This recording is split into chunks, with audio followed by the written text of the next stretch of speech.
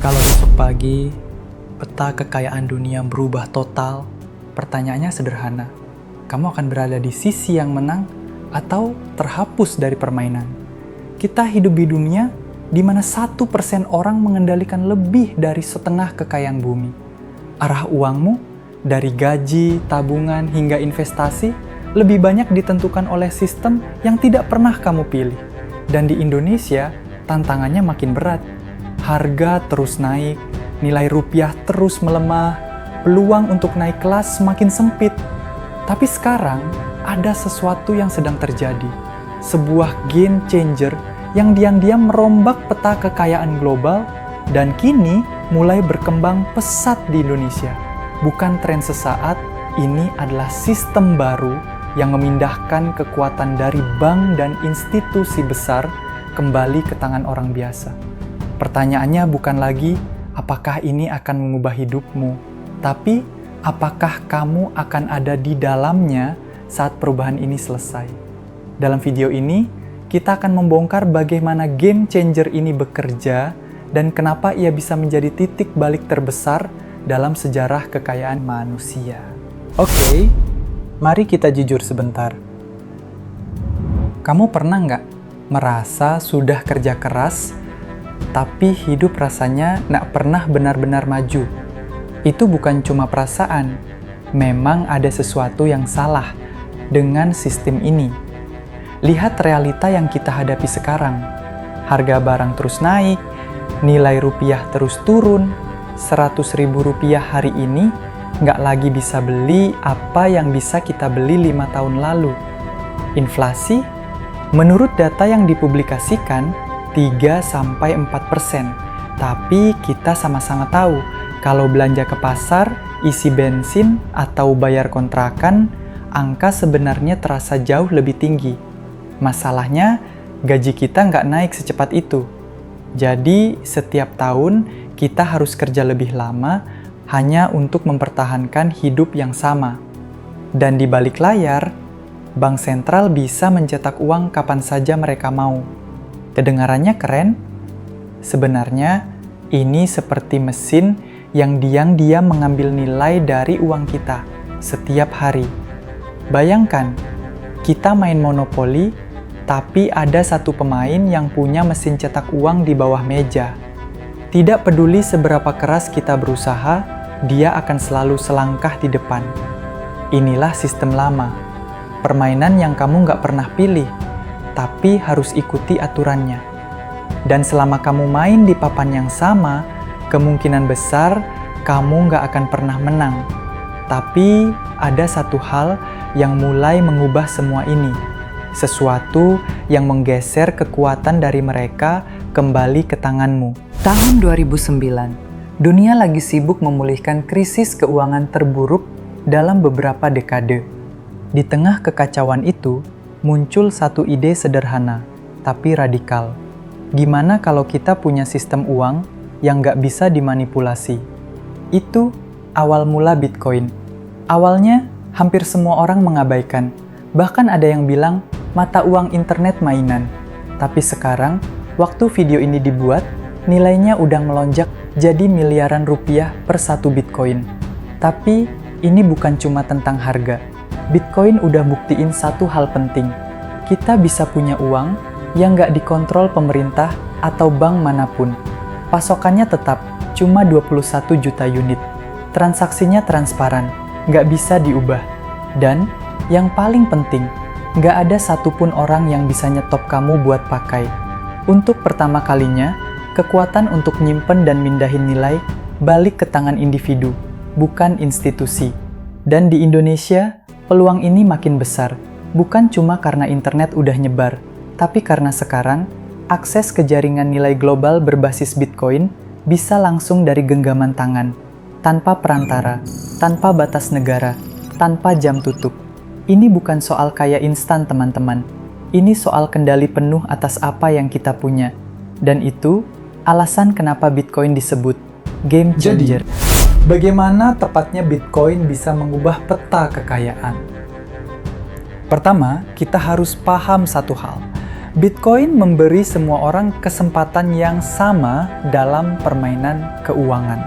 Dalam sistem lama, akses ke peluang finansial seringkali tergantung pada siapa yang kamu kenal, berapa saldo rekening kamu, atau di negara mana kamu lahir. Tapi di dunia Bitcoin, semua orang punya titik awal yang sama. Kalau kamu punya 100.000 Satoshi, nilainya sama persis dengan orang lain yang punya jumlah itu di belahan dunia manapun. Kedua, Bitcoin memindahkan kekuatan dari institusi ke individu. Kalau di sistem lama, kamu harus percaya bank untuk menjaga uang kamu, di Bitcoin kamu sendiri yang memegang kuncinya.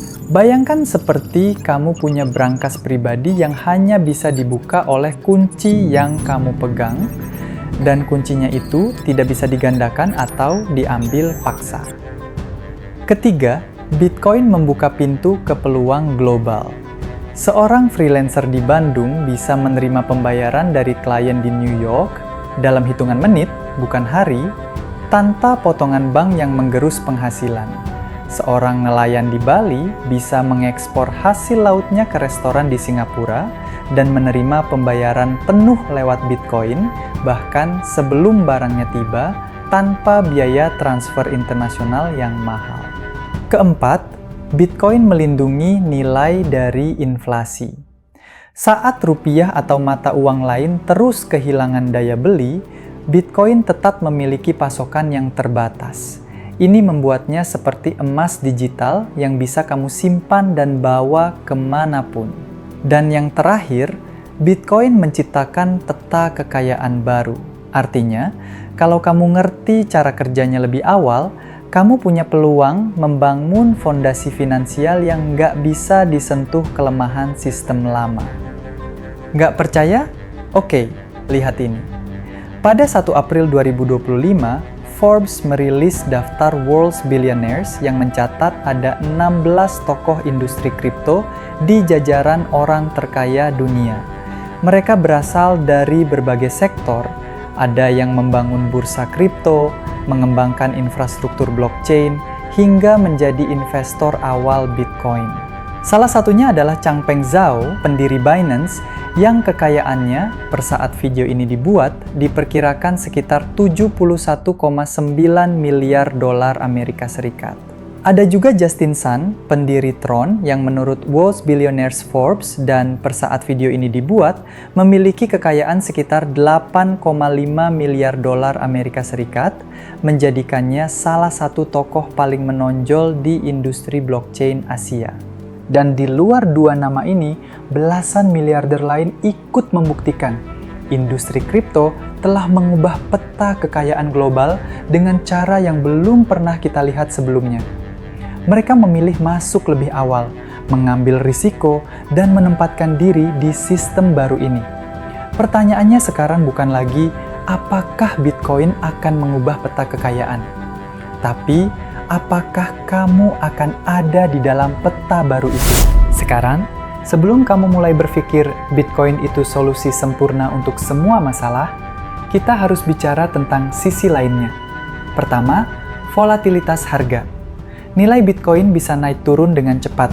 Kalau kamu masuk hanya karena hype dan tanpa rencana, besar kemungkinan kamu panik dan ujung-ujungnya jual rugi. Kedua, keamanan. Di Bitcoin, kamu yang pegang kendali penuh. Itu berarti, kalau kamu kehilangan private key atau seed phrase, tidak ada customer service yang bisa memulihkannya. Ketiga, regulasi dan persepsi publik. Di beberapa negara, Bitcoin dibatasi atau diatur ketat, dan seringkali media hanya menyorot sisi negatifnya, misalnya digunakan untuk kejahatan. Padahal kenyataannya, uang fiat juga digunakan untuk hal yang sama setiap hari. Lalu ada mitos yang sering bikin orang salah langkah. Mitos pertama, Bitcoin itu cuma buat orang yang mau cepat kaya. Faktanya, Bitcoin adalah teknologi finansial, bukan skema instan. Mitos kedua, kalau harga turun berarti Bitcoin gagal. Faktanya, harga Bitcoin sudah ratusan kali mengalami koreksi besar, tapi tetap bertahan dan justru makin kuat. Mitos ketiga, Bitcoin tidak aman. Faktanya, jaringan Bitcoin adalah salah satu sistem terdistribusi paling aman di dunia. Intinya, Bitcoin bukan peluru ajaib, tapi kalau kamu memahami cara kerjanya, mengelola risikonya, dan menerapkannya dengan strategi jangka panjang, kamu akan mengerti alasan kenapa Bitcoin telah menjadi pilihan banyak orang di seluruh dunia untuk membangun sekaligus melindungi kekayaan mereka di era digital. Jadi sekarang kalian udah tahu kan bahwa Bitcoin bukan cuma sekedar angka di grafik, juga bukan cuma sekedar narasi sensasional di media. Ini adalah peluang besar yang sedang mengubah tata kekayaan dunia dan terbuka untuk siapa saja yang mau belajar. Kalian hidup di masa peralihan langka, saat dunia lama sedang bergeser dan pintu menuju dunia baru terbuka lebar.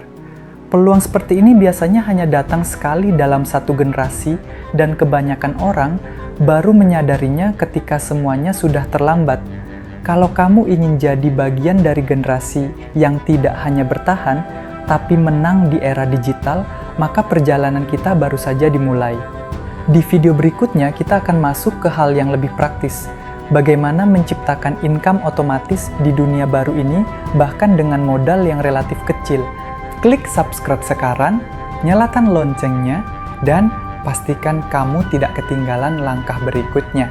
Dari sinilah, cerita baru tentang masa depanmu ditulis.